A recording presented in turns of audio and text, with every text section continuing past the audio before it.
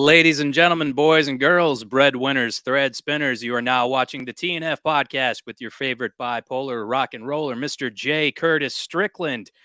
Just want to announce some of the upcoming shows that we have. On the 11th of December, we've got Scott Mellinger from Zao Creating His Crucifixion. That's going to be at 5 p.m. The 17th, we've got Sean Jonas of Zao and Symphony in Peril. And on the 20th of December, we've got my man, Adam Schulte, who is going to be here at 6 p.m. that day. All right. I am really enthusiastic about doing this interview. To have hardcore scene legend and veteran and the front man of Freya, Earth Crisis, and Path of Resistance. We have Mr. Karl Buechner. How are you doing today, man? Good. I was scared you'd been demonically possessed by the spirit of Geraldo Rivera for a second there, but I think we got you back. See, I actually go to places and I find things that I'm looking for, and I don't make false promises about finding mob treasure or anything like that. So I think I'm okay. But I usually lead into this question with people that come on the show.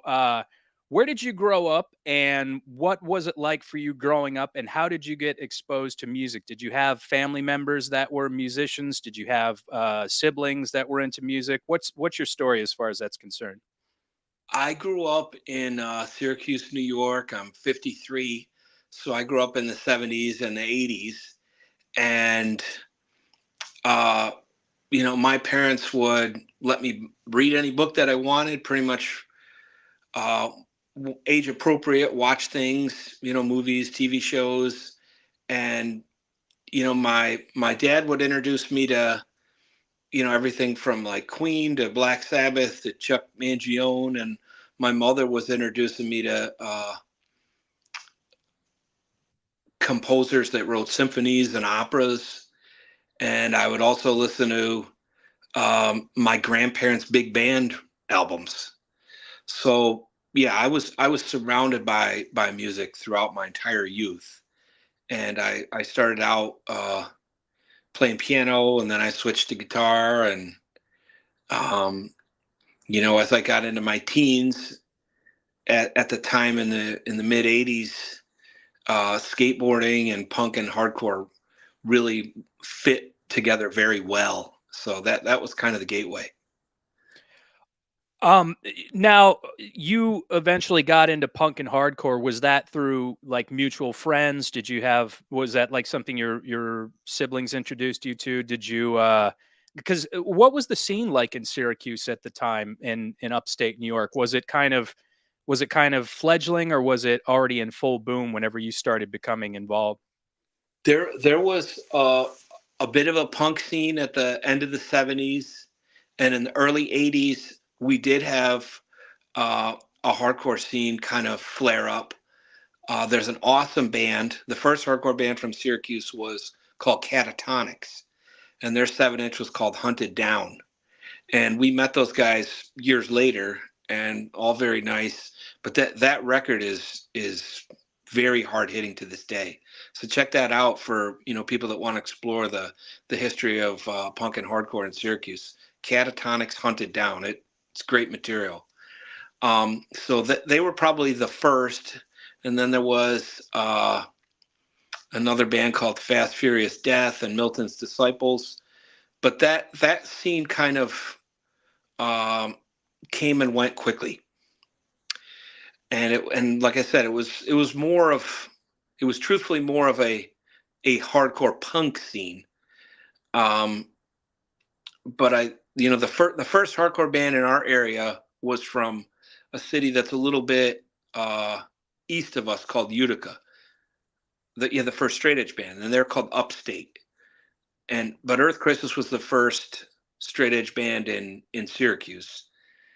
And we started in '89. We were writing songs in '88, and we were on stage by '89. And then it took a couple years for me to establish a lineup, and we got the first 7-inch All Out War released in 1992. Now, you guys are one of the first straight edge bands. How did you come to the straight edge lifestyle? I know typically a lot of people see kind of the, addictions of like friends or even family members, and they don't want to go down that path themselves. Was that something that was big in upstate New York? Was like drug addiction or people that were strung out on something? Is that kind of one of the catalysts? You're like, I don't want to live this way.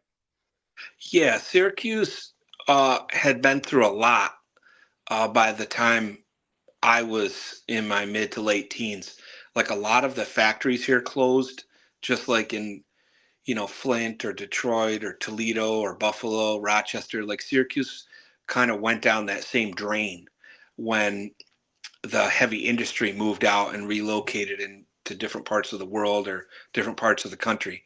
So there were certain areas that were kind of ghost towned pretty quick. And with the type of winters that we have here, all it took was like 5 or 6 years for things to look like they were in a state of decay. You know, um, water pooling in buildings and roofs caving in, which was cool for us because we like graffiti and skateboarding. But we didn't know that it was like kind of the sign of the end of the region's prosperity. But it kind of things went into a swift descent from there. And I think there was a lot of trauma from that, a lot of financial hardship, and a lot of the kids from the punk scene were heavily into drinking and heavily into soft drugs and then hard drugs. And I just didn't want anything to do with it. I wanted to be the best skater and snowboarder I could be. Um, I wanted to be physically fit for like judo and mountain biking, and uh, that's why I set myself on the whole vegan straight edge path. Um, Now, you initially discovered straight edge through like music. Yeah, absolutely. Yeah, we Earth Crisis is the first vegan straight edge band, but there was plenty of incredible straight edge bands, starting out in the early '80s. And just to give young guys, every day is somebody's first day, so bear with me if you've heard it all before. Um, yeah, Minor Threat and Teen Idols, SSD and DYS in Boston, and then uh, things took off on the West Coast with Instead and Outspoken, and Connecticut straight edge was prominent as well with Wide Awake and Up Front, Youth of Today, Judge, Gorilla Biscuits, all those guys. Some in New York City too. So, I mean, there had been a strong straight edge scene in the early and mid '80s, but by the end of the '80s, it was kind of dying off fast. So we got there as the wave broke. Do you feel like straight edge is still kind of going strong? Because every so often I hear about a really awesome straight edge band, and I know that in particular there was kind of like a resurgence in like the early 2000s. You got like Until the End, and I mean, I guess they were kind of still going on in the 2000s was Trial. Do you still hear about a lot of strong straight edge bands that are cropping up? Yeah, there are.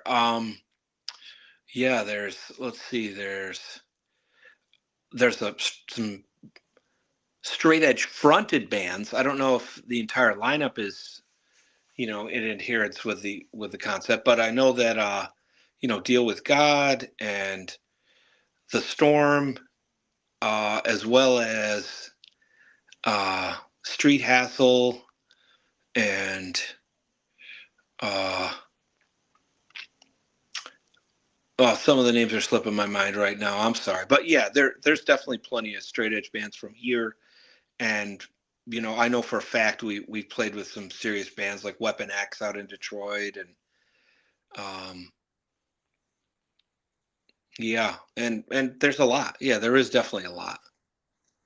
Did you ever have any like, because a lot of kids, straight edge, that's their life. Did you have ever have any sort of dealings growing up with any sort of religion or spirituality? Yeah, absolutely.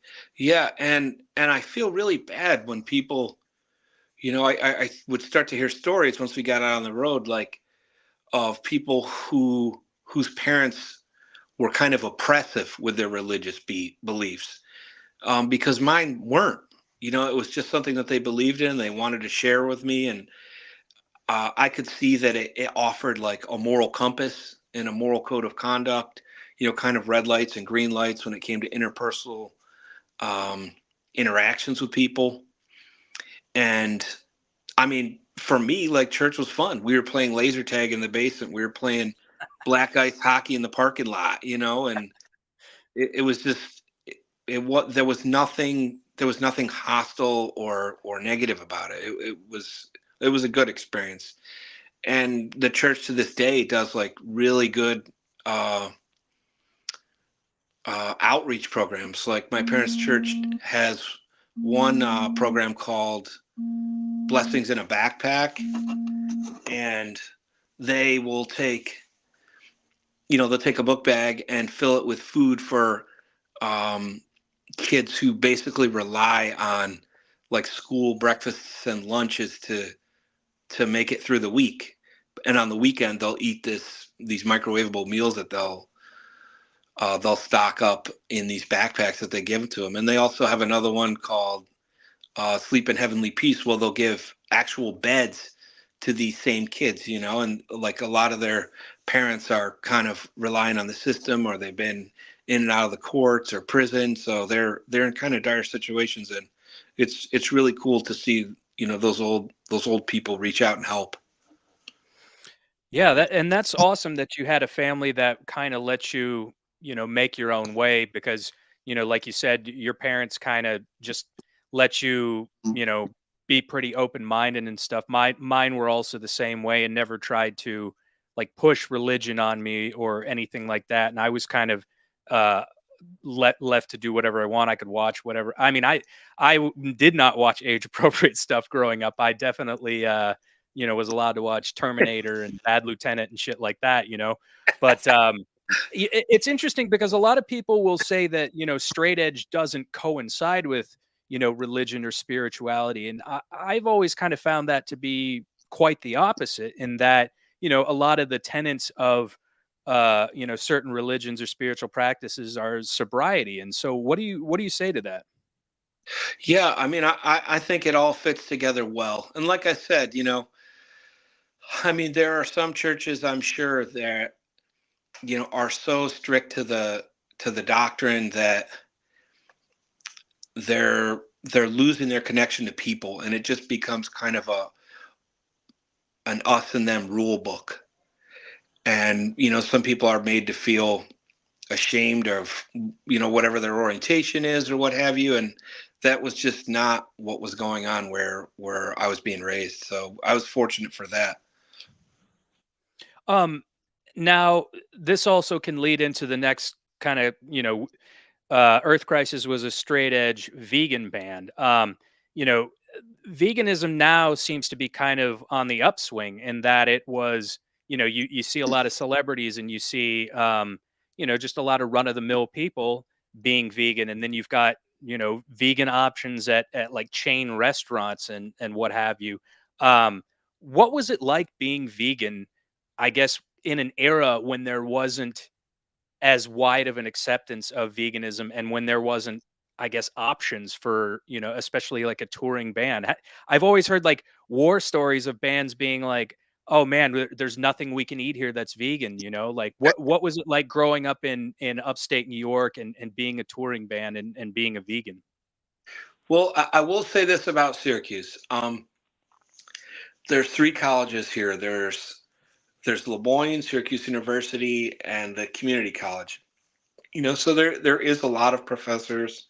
There's a lot of very progressive minded people, and we've always had, I think, quality restaurants that had vegan options here, despite the overall blue collar leanings of our region. So you could get vegan stuff at Chinese restaurants and traditional Indian, um, Japanese as well, sushi, all that kind of stuff. Um, but when we would get on the road into other parts of the country, yeah, some of it was pretty difficult. It was, so you would just have to plan ahead, you know, um, and we would make food at people's houses that we stayed at overnight, things like that. It definitely took a lot more strategizing and preparation back then. Yeah. And you wouldn't go into a grocery store and it would be filled with vegan stuff. You'd have to go to a health food store, and even there, a lot of the choices and options were slim. Like when Sure. I, when I went vegan, I was like, well, that's the end of ice cream. Like I didn't know there would be, I didn't know that there would be a vegan variant of it in the future. Yeah, that's interesting, because the So Delicious, we had some of those the other day, and my dad, who was a tried and true meat eater, he's like, "Oh man, I could get into these things. I could." They were like little ice cream sandwiches. He's like, "I could eat the hell out of these things," growing up in the South, it's quite a different experience, because if and especially coming back to the religiosity aspect of it, like if you don't eat meat, there's something deviant about you. Right. And I guess this would lead into, there are a lot of faiths and spiritual movements that do eat meat. And I've always kind of found that to be counter to kind of the doctrine. What are your feelings on that? Like, quote unquote, Christian meat eaters or what have you? Well, I mean, 20 years ago, the Christian Vegetarian Society was up and running. And before I went vegetarian, I'm a voracious reader. I like delved into everything that I could, and I was like, okay, well, there's Jains and Sikhs and Hindus and sects of other religions, like even like Seventh Day Adventists for Christianity that eat meat very sparingly or none at all.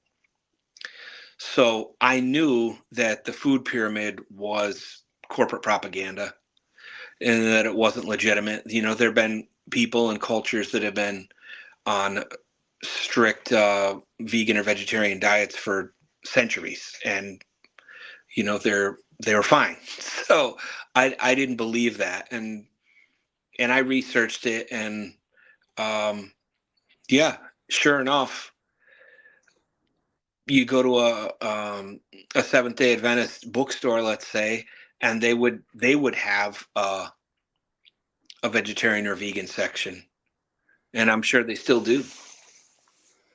It was interesting. I went to a Seventh Day Adventist church a while back, and a lot of the big appeal of going to a church is, oh, what are we going to eat afterwards? And so I went in there expecting them to have vegan, vegetarian options. They didn't have anything at all, Uh, and come to find out that yeah, they're not all strict vegans or vegetarians. There are some, but they they invited me over to their place to, oh, do you want to have some black bean burgers? And at this point I was so hungry. I was just like, I think I'm just going to go home and have something to eat, but thank you, and Ben NG has a question here.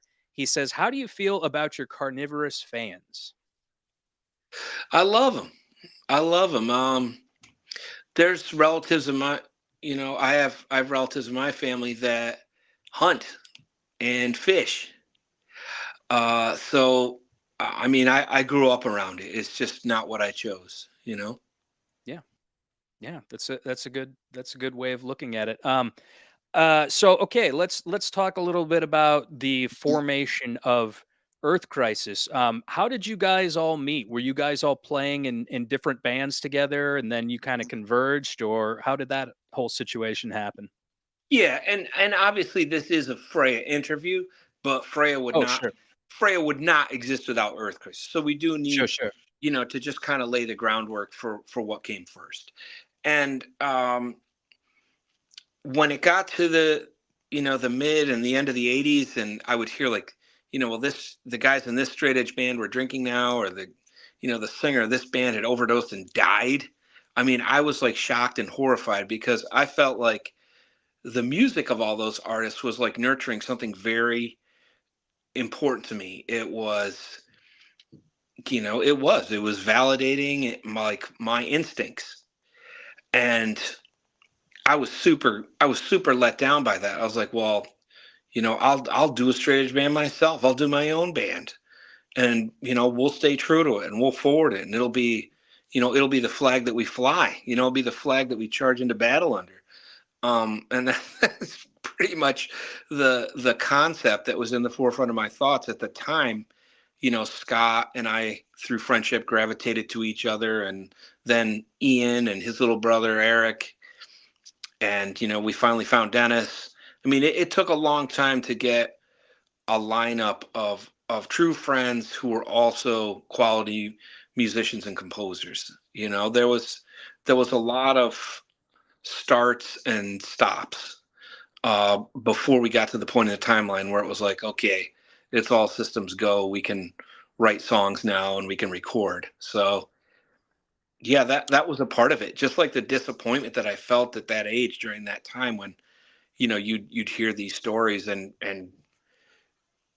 find out that it was true that like the guys in this band or that band were no longer into it. I was like, well, let's do it and let's actually do it right.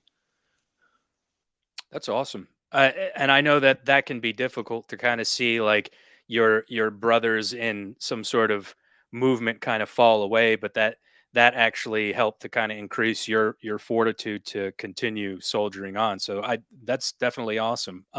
So yeah, let's talk about Freya a little bit. Freya started like in the early 2000s, and I remember the first album, When the Last Night Drains, and I remember I was like, oh, this is a little bit different, because you go into it like, oh, this is the singer of Earth Crisis. So automatically I went into it thinking, oh, this is going to be like another Earth Crisis type project, and it wasn't. And so what was the basis for the inception? You guys just, came together, and uh what was kind of the motivating factor for starting this project? Well, Earth Crisis, was up and running from officially, truthfully, 1991 until 2000. And it was a hard band to do. It was difficult. Yeah, there was a lot more valleys that we had to trudge through than peaks.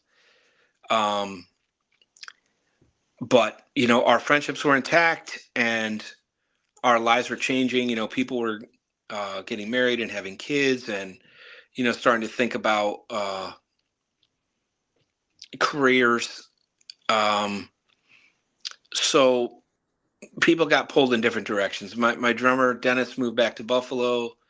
My guitar player Scott went to California, and we're like, well, let's continue on with Straight Edge. We'll reactivate Path of Resistance, which is a project band we had done after we'd been in a van wreck and people were injured.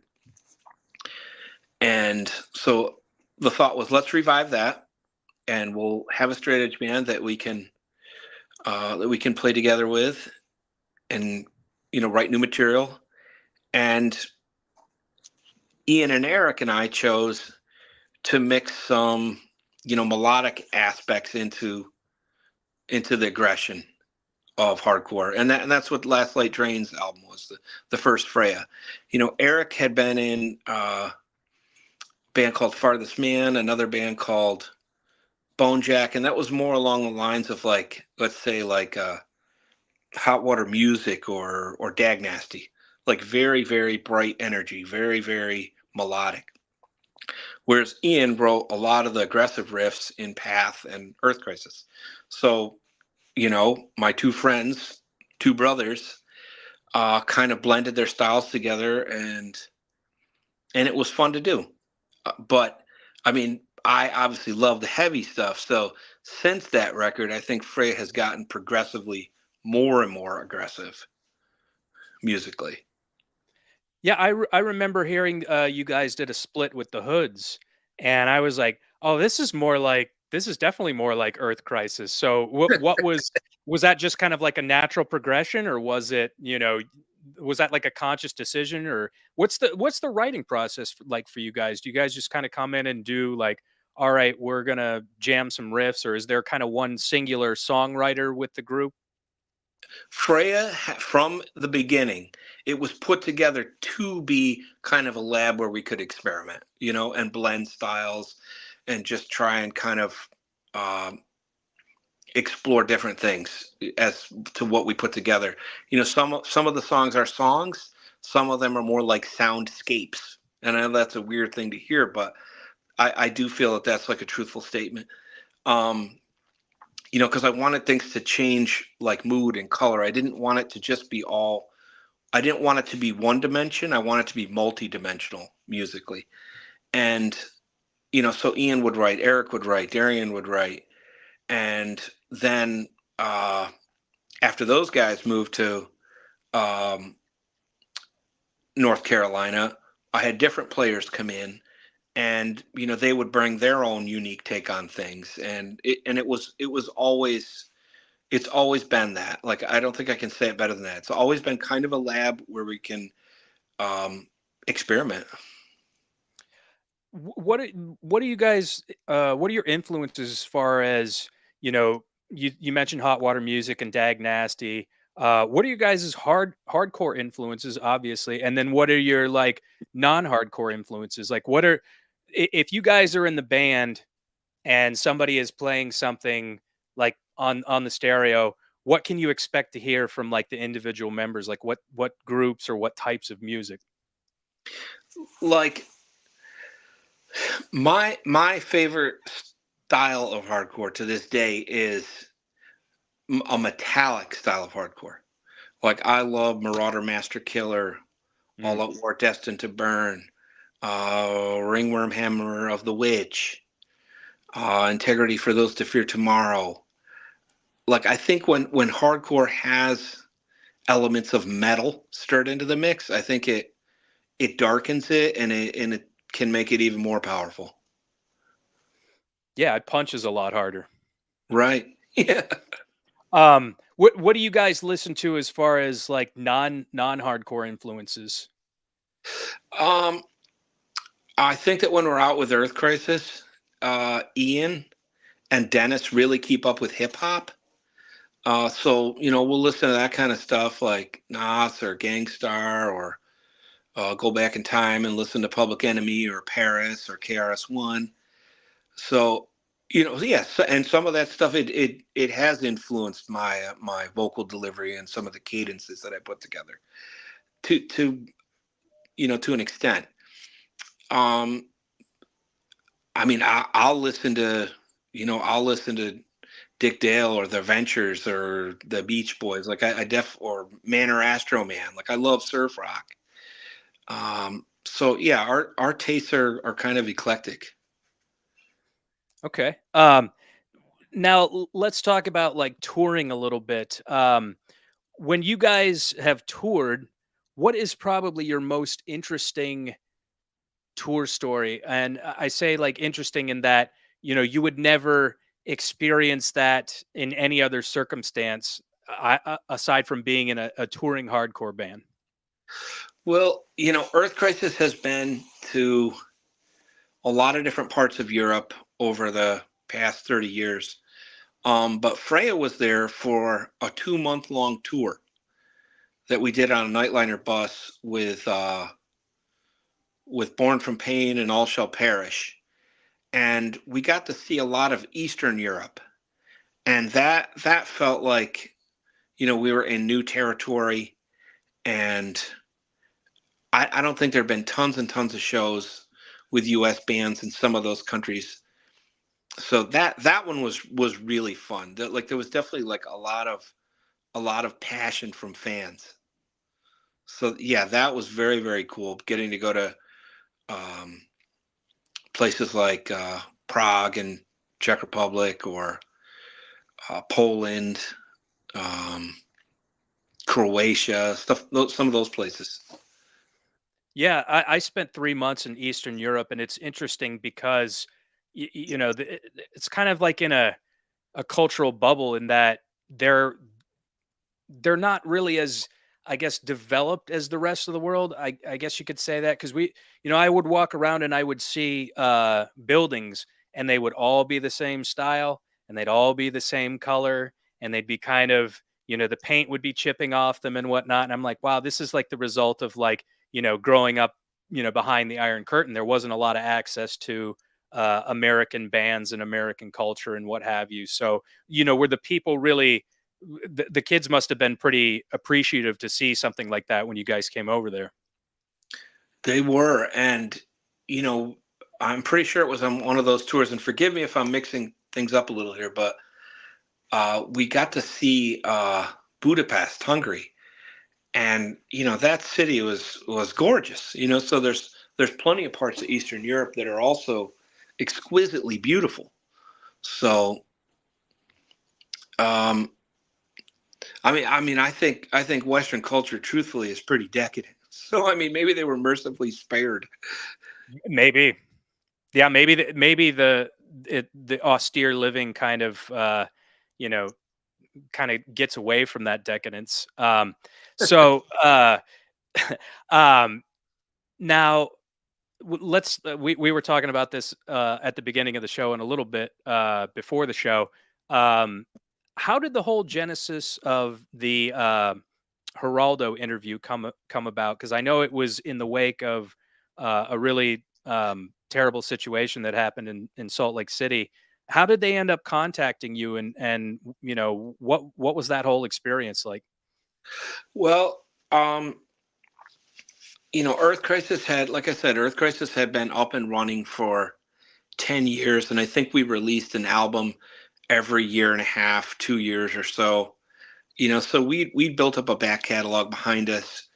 We had been to Europe and all throughout the United States and Canada and Japan, South America. So, like, our name was known, and they wanted to interview, people that have been involved with straight edge for a long time, and I think we just kind of fit that bill.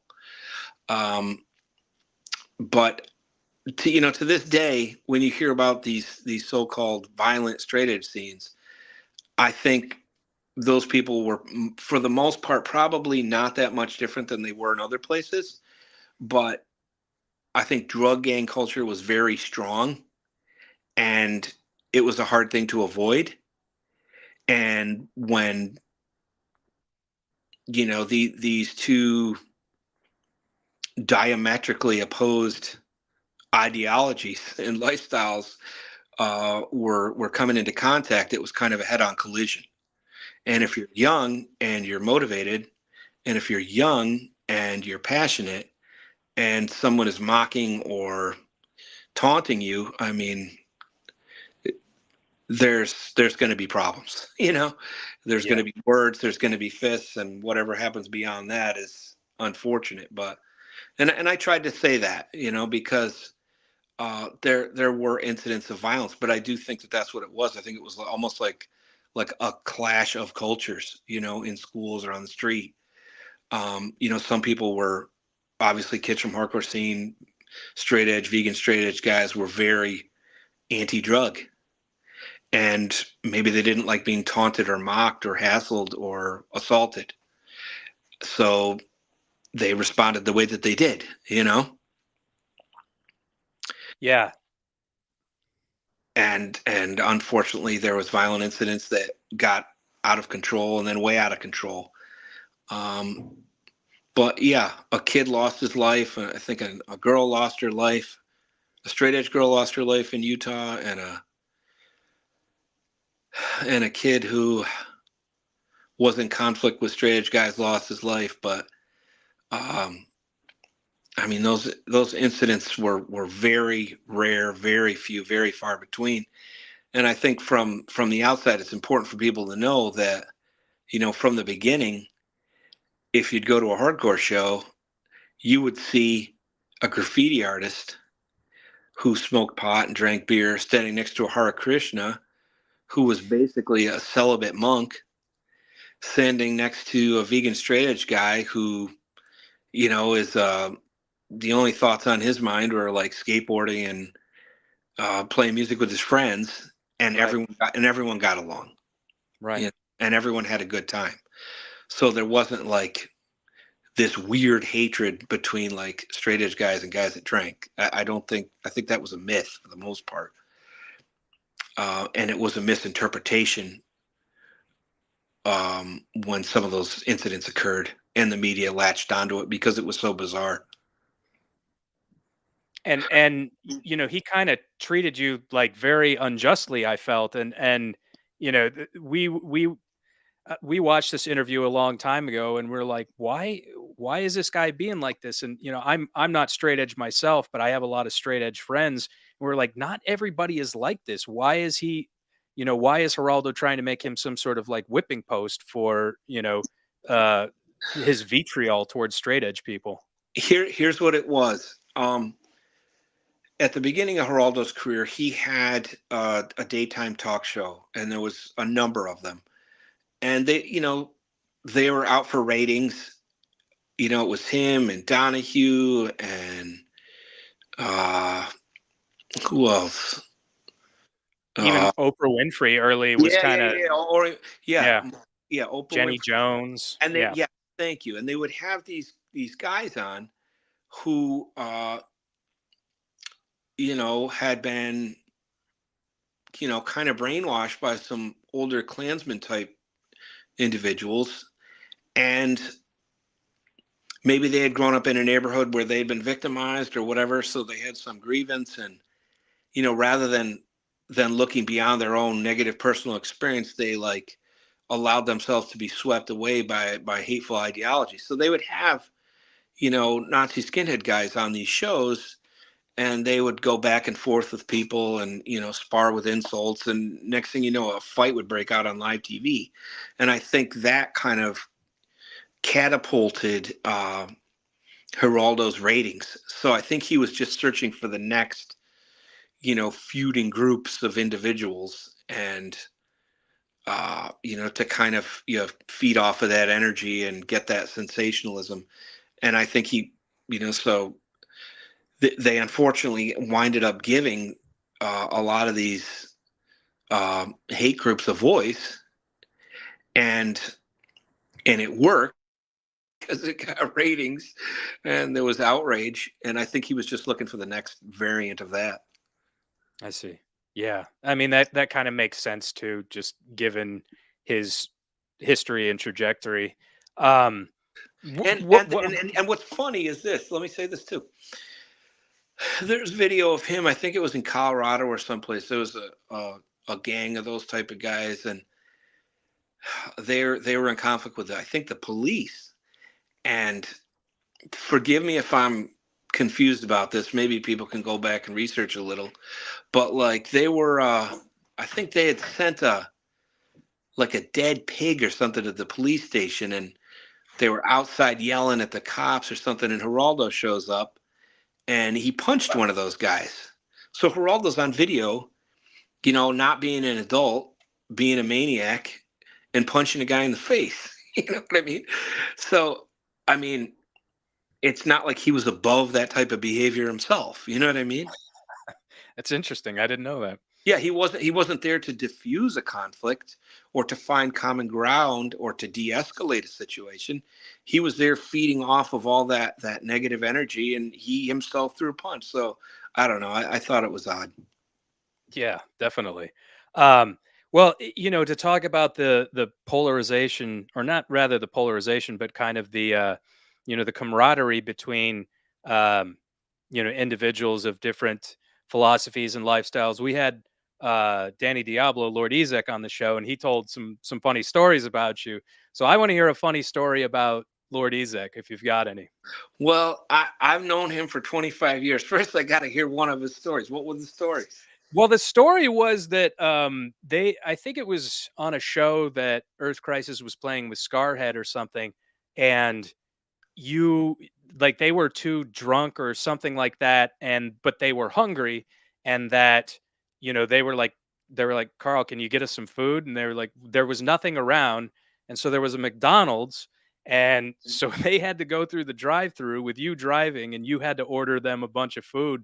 and he was in the back laughing or something like that. Be like, oh man, I can't believe this. I hope nobody sees it. Yeah, they're staying at my house.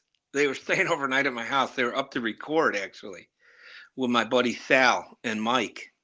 Uh, I grew up with my buddy Sal, and he, I went with hardcore, and he went with hip hop, and he's got Red Brick Records, and he's been at it for 30 years. He's very successful with it.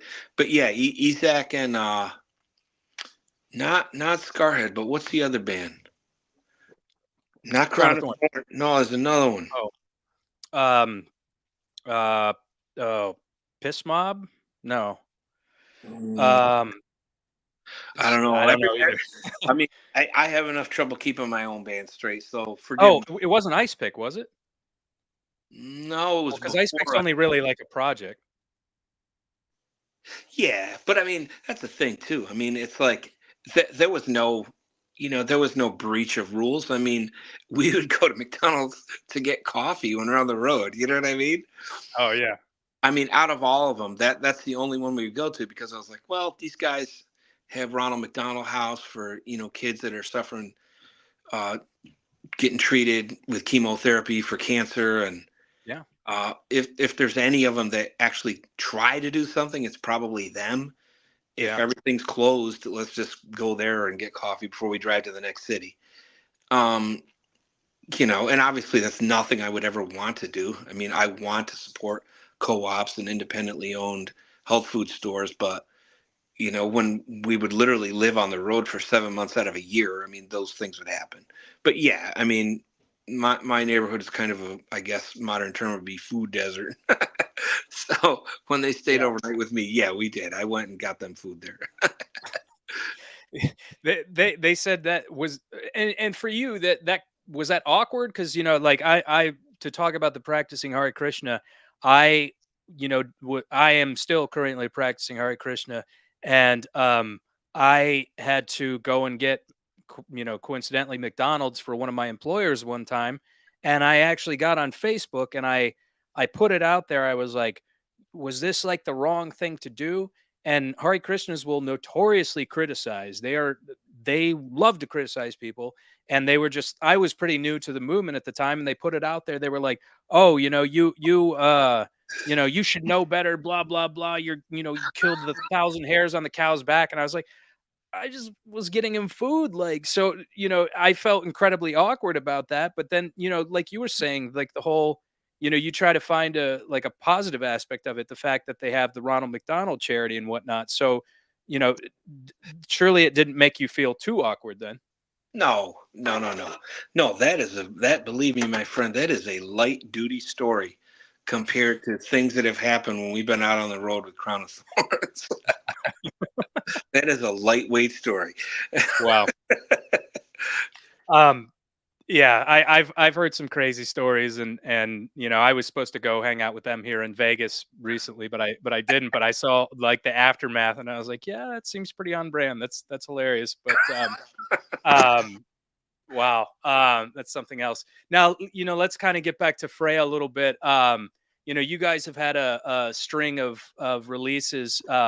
What do you kind of focus on philosophically? I know the animal rights aspect is a big one for you, as evidenced in some of your music videos. But what are some of the other things that kind of make Freya, write music and play music? What do you guys kind of like to focus on topically?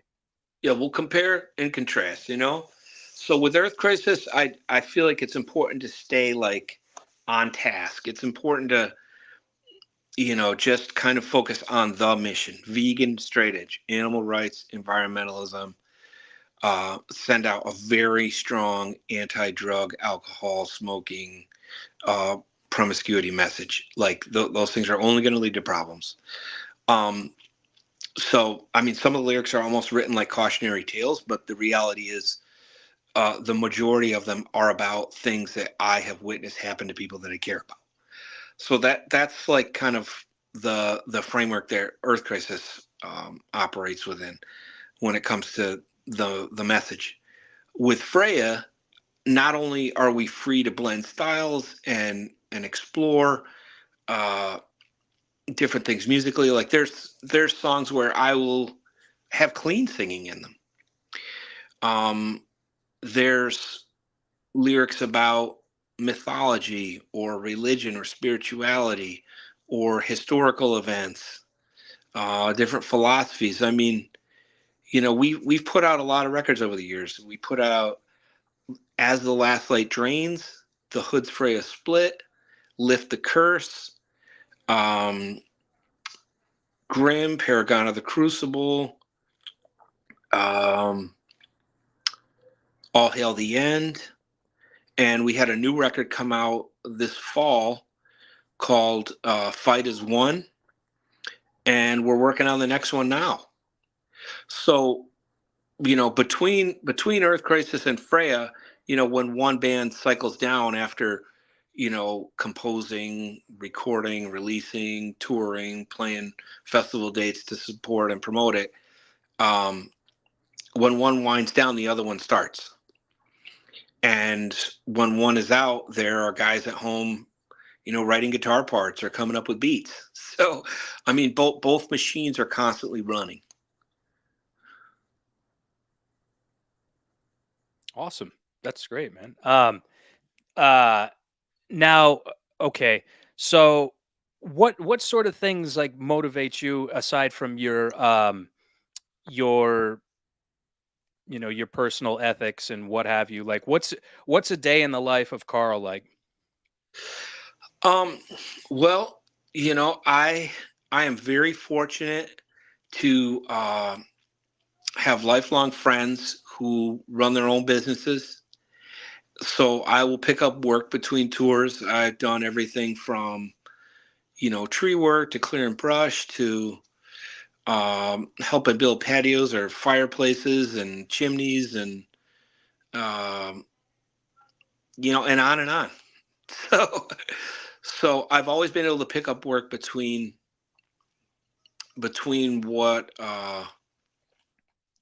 goes on with getting records together and getting out on the road.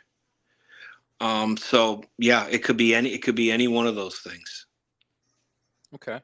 What do you do to kind of like unwind and relax? Like what do you as far as things that are cuz I'm big on arts and culture coming from an entertainment background. What do you like to do when you're just not on the road? What do you jive with? What have you been watching? What have you been reading? What are you into? Yeah, well, for me, it's like I'm constantly writing lyrics, and I'll write it out like almost like a story, or I hate to use the word, but I will, or like an essay. And then I'll take lines out of it and maybe I'll turn them into rhyming couplets, maybe I won't, but I'll try and like push across an idea or a point, something that's important, because I feel like it's just like cycling through my mind, and I want to try and like capture it and release it. And sometimes it's anger, sometimes it's depression, sometimes I feel like it's a solution to a problem. But like I said, it's always there, it's prevalent, it's cycling through my mind, and I kind of want to like release it, and that's how I do it through the libretto. And as far as you know like I'm 53, but I'm basically 14. I mean, I'm happy watching The Simpsons. I'm happy going to skate park with Chip. I'm happy riding my bike on the trails, Right.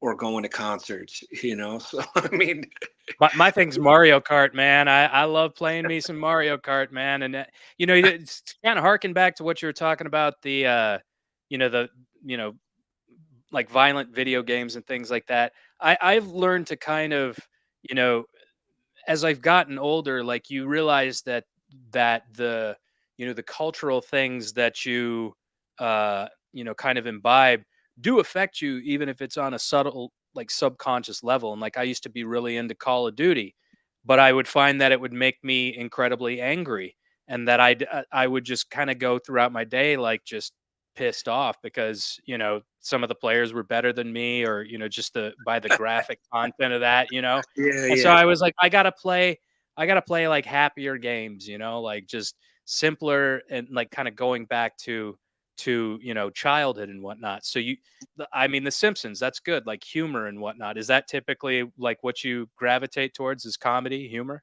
Oh man, there's been points in my life where I seriously think that the comedy of a guy like Phil Hendry or Matt Groening has kept me alive.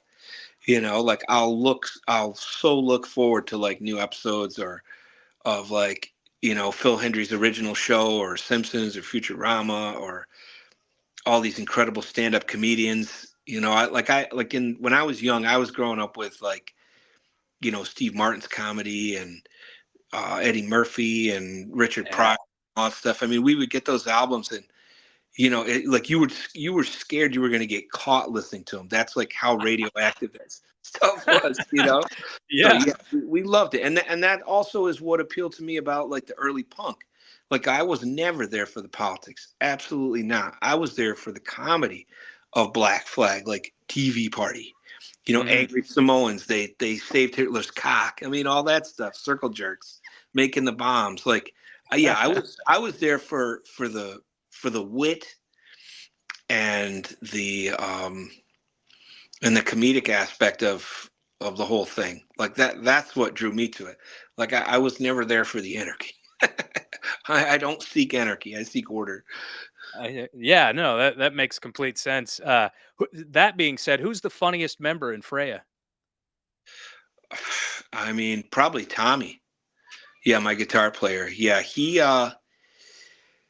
a graduate of Berklee School of Music in Boston. He's been a sociology professor. Oh, He's taught wow. he's taught guitar. Um, yeah, I don't know. He just has a real bright energy to him, and I don't know. He can always bust out with some stuff to make us laugh for sure. Is he a practical joker? Like, does he ever play pranks on anybody? Not him, but in Earth Crisis, I would say it would be a toss up between Scott or Dennis. Like Oh, they Lord. they would play practical jokes on Snapcase and when we're out on the road. Yeah, yeah, they would for sure. Um, yeah, prank calls, doing character voices. Those guys are great. That's hilarious. Yeah, no one would ever think that about them, but yeah, that is real.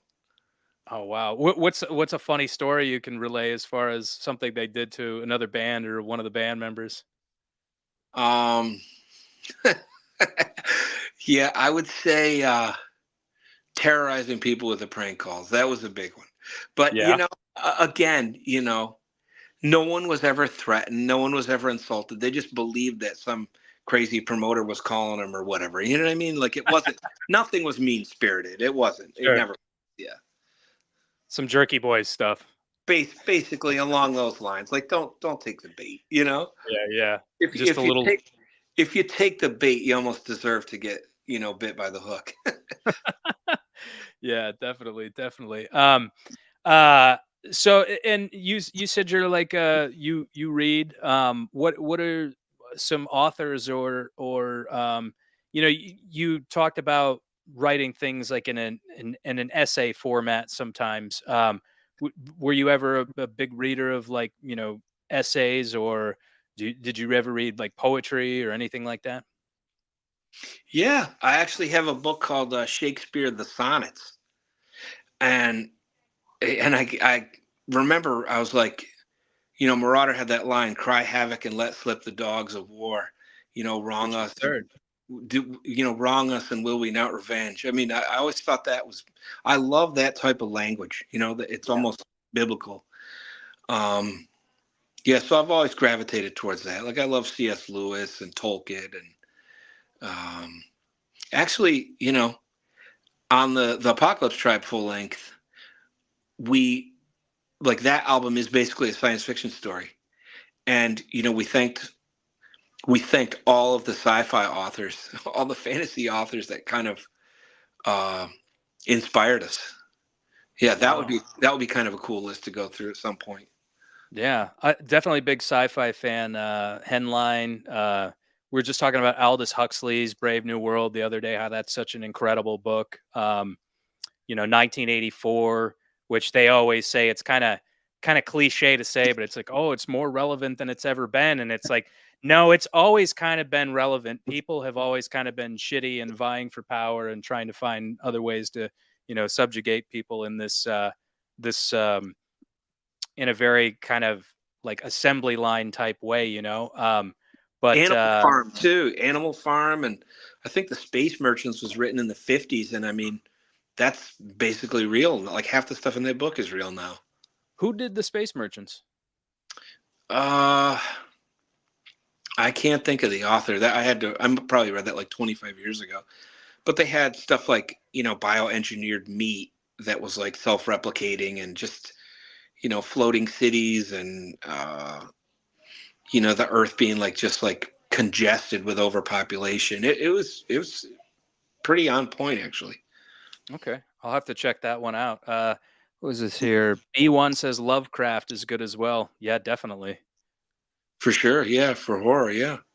And B1, I don't know if you've ever watched any of his adaptations like Reanimator and From Beyond, but those are some good ones. Color Out of Space with Nicolas Cage. That was a good one.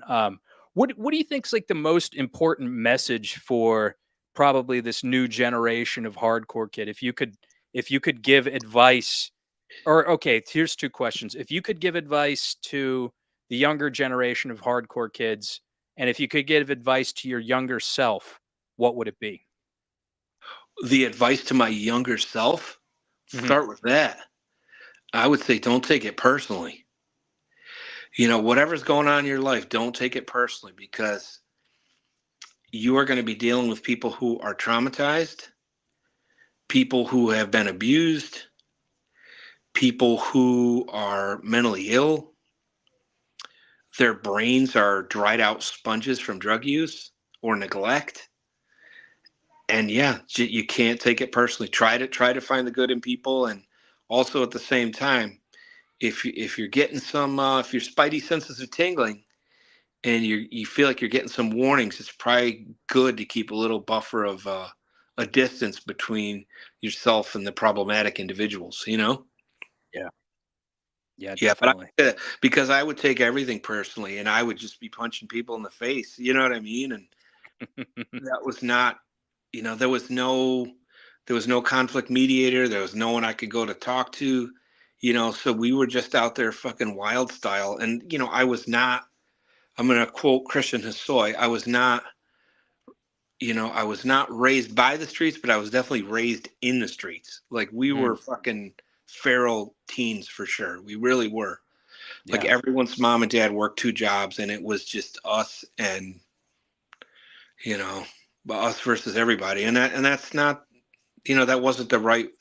That none of that should have ever happened. It really shouldn't have. Yeah. Yeah, definitely. Now, as far as like the upcoming generation of hardcore kids, and I feel like they're almost like spoiled in that, I kind of came up in the mid late 90s, and you usually had to hear of an album through liner notes. Bands would thank other bands, or like the victory samplers, where you would go and buy one, and there would be 20 tracks from 20 different bands. You'd be like, oh, I like this one, I like this one. What I guess if you could give some kind of sage like advice to this generation of hardcore kids, what do you think it would be? Well, I unfortunately do not possess any sage-like advice, but what I guess I could share with them is the most important thing is to be true to your friends. Be a real friend. Communicate, uplift, energize, understand that there are going to be points in the timeline of your interactions with your friends that they're going to be withdrawn, or they're going to be distracted by things, and they may be suffering. A lot of people in punk metal and hardcore are there because one thing or another made them angry or made them depressed, and they are trying to deal with it. Hmm. So yeah, keeping those friendships strong and talking things out, and not like, not building up walls, not locking people out, not cutting them off, Like unity really is everything, and that's honestly that brings me back to Fight Is One, the new Freya record, because I was like, what, like, yeah, if I was going to give a message, if I could, if someone could have said some of that stuff to me, it would have alleviated a lot of stress, and it would have de-escalated, neutralized a lot of hostility. It really would have. You know, Yeah. focus on the commonalities, not the differentials. Yeah. Yeah, I can totally relate to that. I've definitely burned a lot of bridges in the past, and you know, it helps to be able to understand that, like you were saying, everybody kind of has, stuff that they're dealing with, and to be able to, be cognizant of that, and not take it personally, like you said. Sometimes it's Yeah, just like if everything went smooth, we'd probably be listening to disco or ska, something that had like, real positive, like, a happy energy to it. We're drawing sure. stuff that sounds like fucking machine guns and tanks, you know what I mean? Right. Right. Extra sick, Yeah. you know what I mean? And I don't think we would be there if we were just tourists. You know what I mean? We'd Right. be in and out of it fast if we were Hmm. just tourists. Like, we're there because there is real depression and anger and, feelings of isolation or whatever. You know what I mean? So Right. at the end of it all, yeah, keep your tribe strong, keep your friendship strong, and if you wrong somebody, make it right. And if you know, and if you can get them to see it the other way around, then take some effort and try. Friendships have given me everything. Friendships are why Earth Crisis and Path of Resistance and Apocalypse Tribe and Freya exist. You know, like nobody auditioned for, you know positions in these bands. These are Right. all manifestations of shared beliefs and a shared love of music, and personalities like clicking together. Yeah. Yeah, definitely. And yeah, it's very important to, kind of, nurture those friendships, and to speak of hardcore, it is kind of a catharsis for people that are, you know, either broken or dealing with depression. It is a healthy outlet. And, something that I will say was, I don't know if you've ever seen this, but Fox News Charlotte actually did a piece on straight edge. It was a little kind of featurette that they had.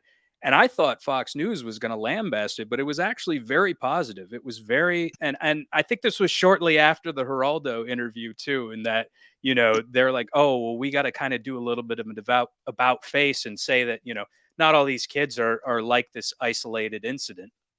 Right, right.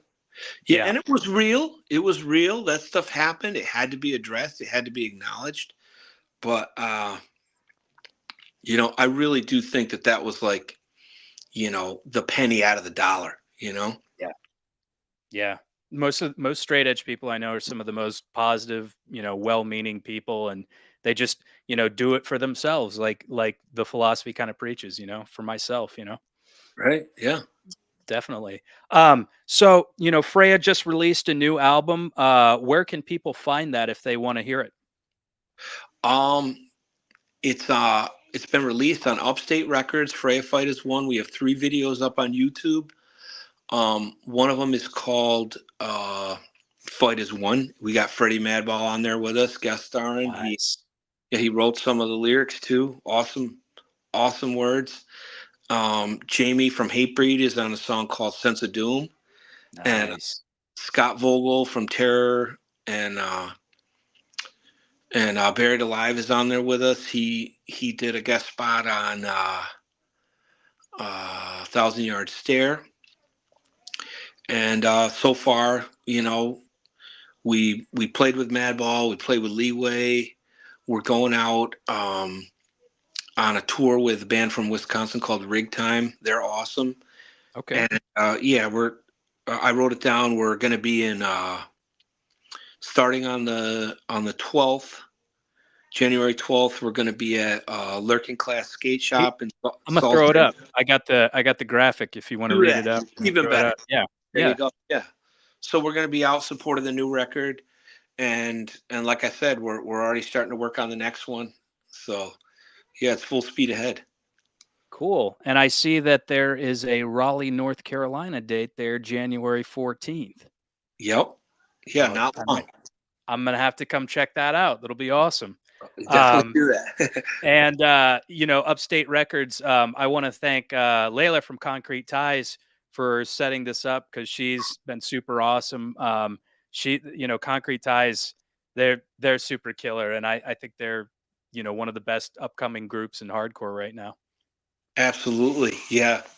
Yeah, the aggression level's high and the like just massive output of energy when they play. We did a weekend with them maybe a month ago. Yeah, we were in New Jersey and New York and Massachusetts with them. Yeah, great dudes, great gals, definitely. For sure. So Karl, is there anything else you wanna leave us with? Is there any people you want to shout out? Just thanks to everybody at Upstate Records.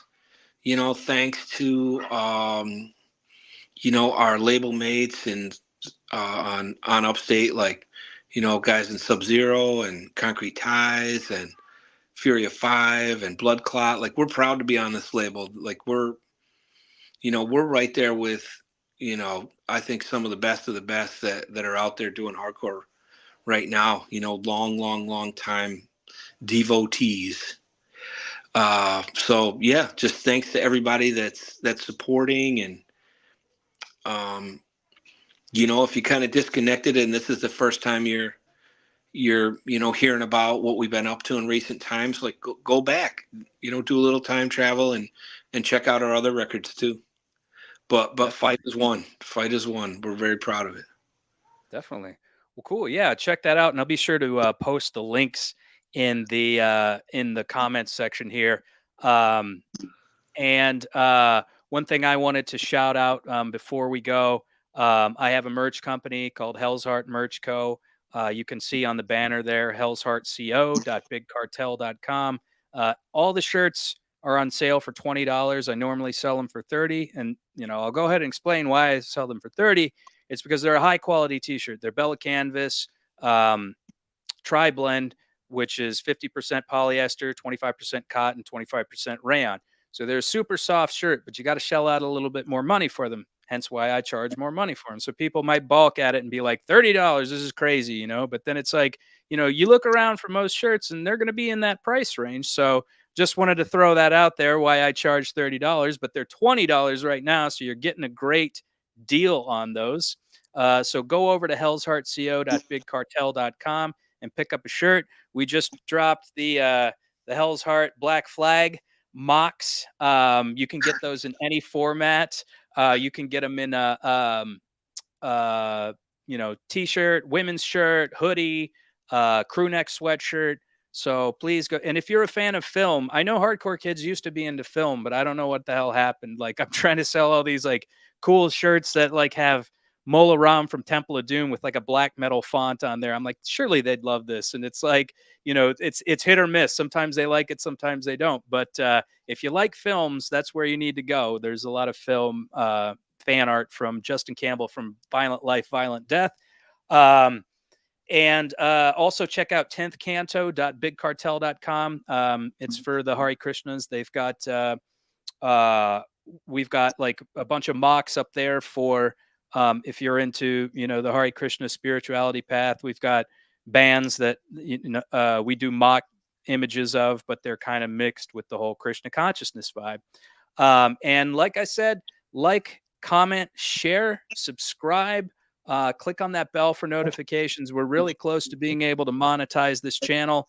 And follow us on Instagram at the T&F podcast. You can see it on my little handle there.